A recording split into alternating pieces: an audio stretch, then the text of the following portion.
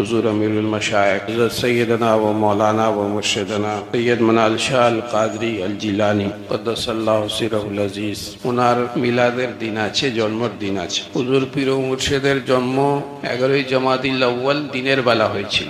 এমন দিনে উনার জন্ম হয়েছে গস পাকের 11 শরীফের দিনে উনি দুনিয়াতে তাশরীফ আনলেন।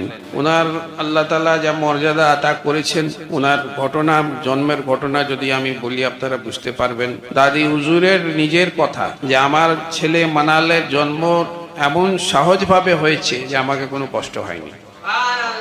আর উনার উইলাদত এর আগে অনেক গরম ছিল, এত গরম বৃষ্টি হচ্ছিল না অনেক দিন ধরে, কিন্তু হঠাৎ করে যখন হুজুর পাকের উইলাদত শরীফ হলো কয়েকদিন ধরে বৃষ্টি হলো আর পুরো পরিবেশ ঠান্ডা হয়ে গেল।